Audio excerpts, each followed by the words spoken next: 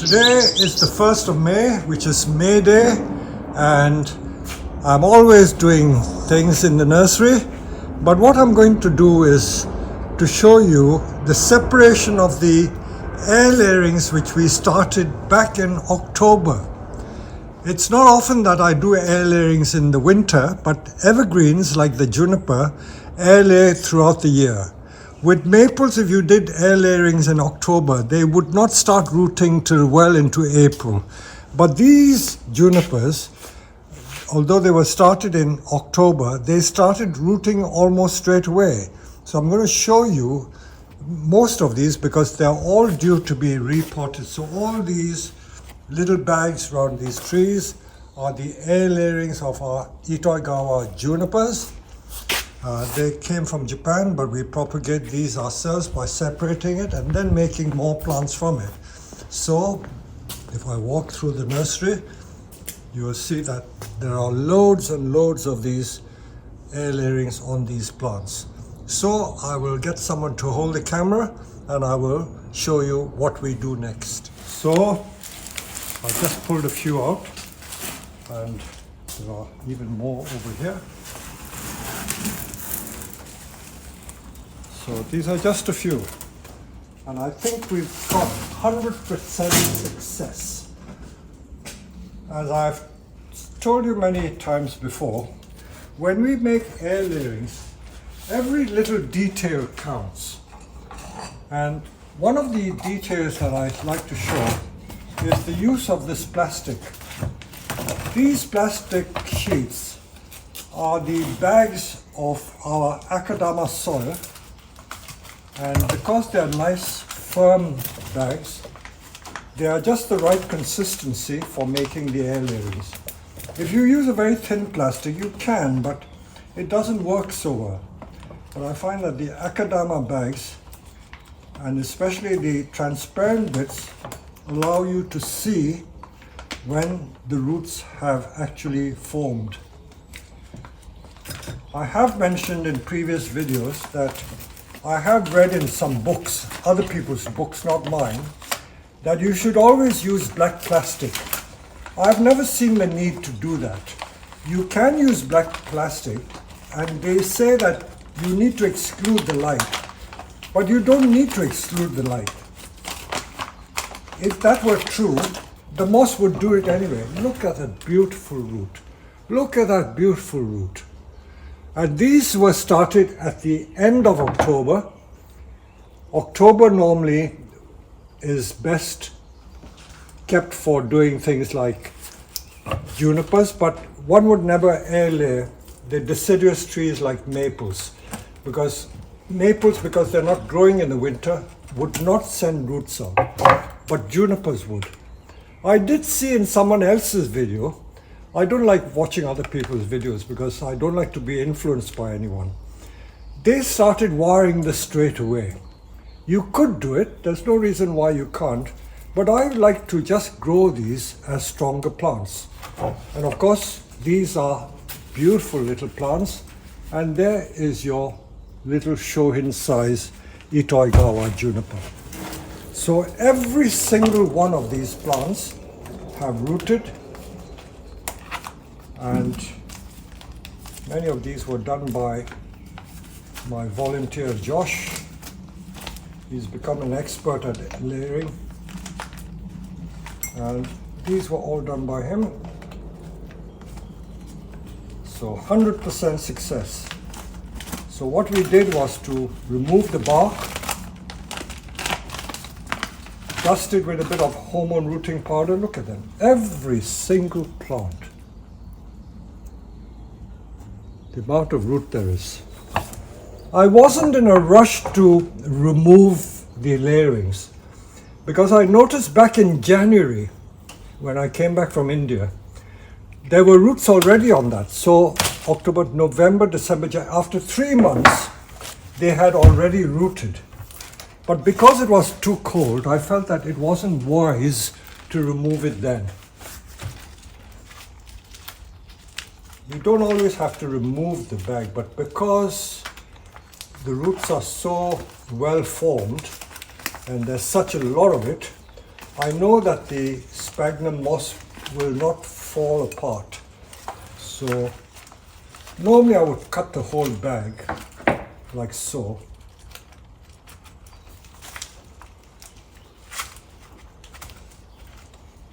Wood is very hard.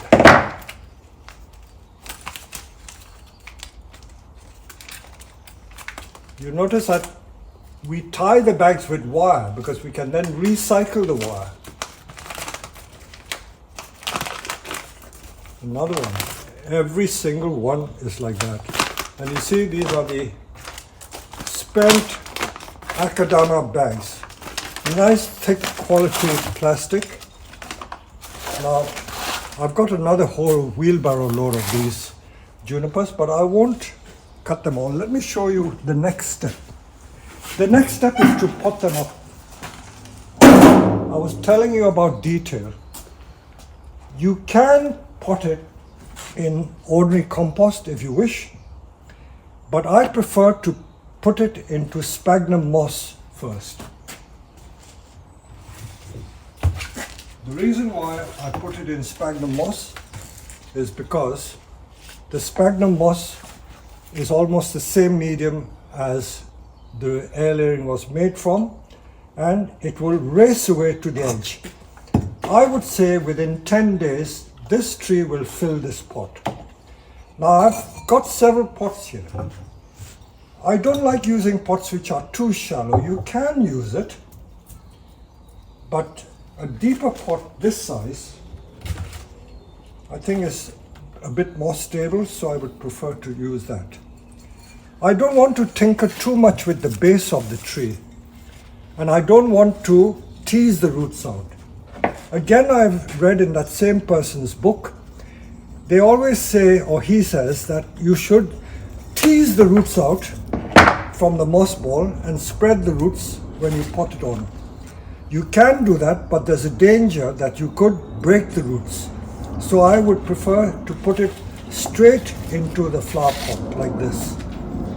Now, this pot is more stable than this pot, although I could use both of them. We'll try both and see what happens.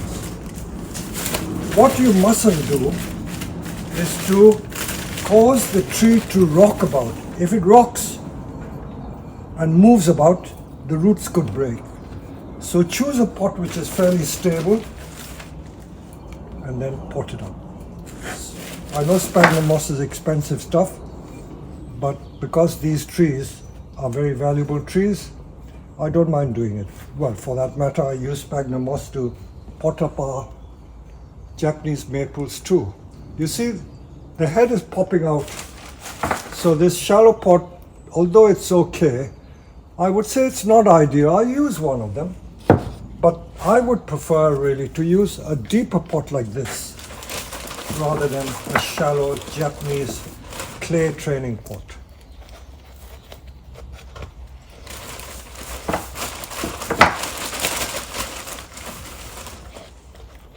So the transition is using sphagnum moss to pot it up. And once this has filled the pot, I mean this tree has filled the pots with its roots, I will then transfer it to soil. Stand it up better.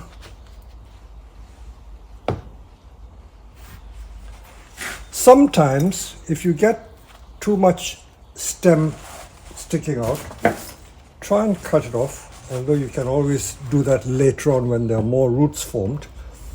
But while you can do this.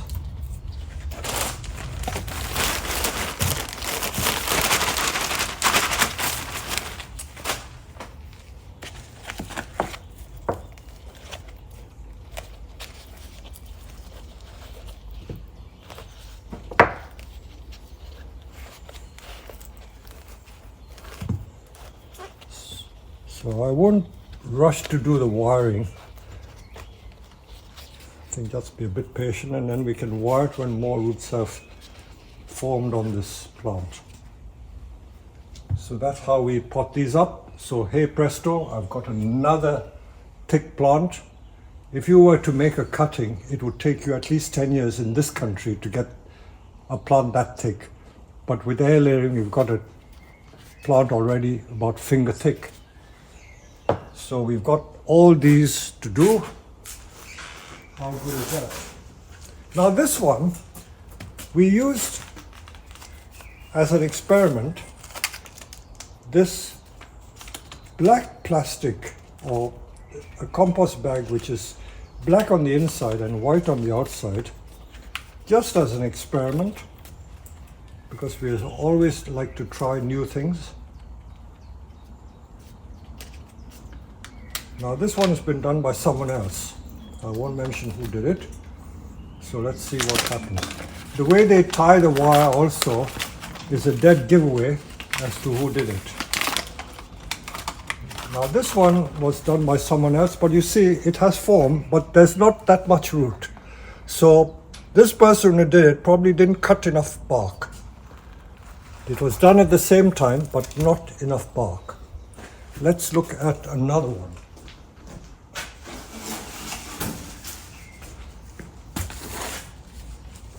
Of course, working in the nursery, I can't watch what everyone does, but everyone does things in a different way.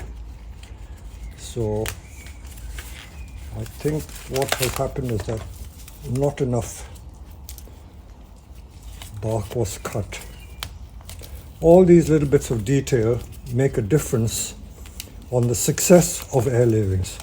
So when you do your air layerings at home, some people say, oh, I've been very successful, and other people say, I've not been successful. Again, the same person, same wire. Again, only one root, you see, so not as successful as Mr. Josh's one. I will open that and see what has happened. Now this is with the Akadama bag, was done by Josh, and this is, you can already see the roots there, all filled there. There's lots of roots there. But rather than open this moss ball out, I don't want to disturb it in case I break it. I will put the bags round again and wait for more roots to form. So this is what we are doing, and of course these trees we can now start refining it.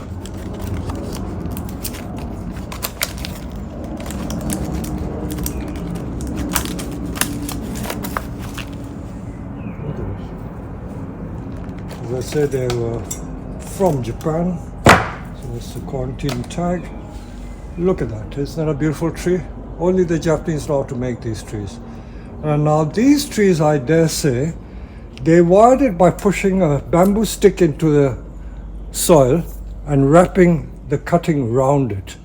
So that's how they get these intense bends.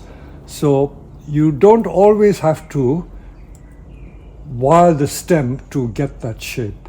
I know that in China they make the Chinese elms in the same way. They put a bamboo stick into the soil and just wrap the growth around it. This is a bit thick, but so you see like that, if you wrap the stem like that round the stick, you'll get a nice bend. Now, I'm not going to cut these long shoots off. These long shoots here, anyone else would just cut them off, but every single stem here is a potential plant. So I'm going to layer all these as well, and I'll see what happens from that. So there you go. This is how we make our air layerings of juniper, and it's very, very easy. You can do it at any time of the year. You can do it, as I say, these were started in October. I dare say if you did it in December, it would still start rooting. And if you do it now, which is spring, this is the ideal time. If I do it in April, I think I can get roots in about 3 or 4 weeks. Of course, if you live in the tropics, they do their fruit trees and ficuses, and they root in literally 2 or 3 days. So I hope you've enjoyed this video. Just when I thought I had finished doing that video, I stumbled across a whole batch of air layerings which we separated at the end of January. So October, that is November, December, January, and in 3 months they had rooted and we had put them into pots already, and look at it. It had already filled the pot. So these rooted in 3 months, and we separated in the coldest month of the year, January, and by putting it in a pot, look at it, it's filled the pot with sphagnum moss, and the roots have come to the edge, and now I'm going to put it in a slightly bigger pot with proper soil or compost. Let me show you how I would do that. So I'm just going to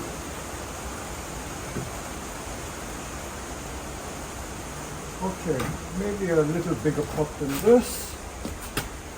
Give it a chance to grow. Now this is just ordinary garden compost, not akadama or anything fancy like that. So we just put it in a much bigger pot and we fill compost, because there's sufficient root in that root ball to sustain the tree, and then it will have produced a lot of root. And once it has filled this pot, I can then start styling the tree. So what is it? 6 months I will have made a new juniper from Airlayers. So this is what we've done. So just to show I'm not cheating, this whole batch was separated at the end of January, and look at it. It has filled this pot with roots. Every single one, 100% success. 100% success. Look at that. Every single one has filled the pot. There you go. And the next stage is now putting it into soil. And then further step along the way is to do this one. I've just selected a ceramic pot. I'm going to pot some of these junipers up, and I'm going to pot them into these pots like so. So we will have got 2 trees, 2 for the price of 1. Okay.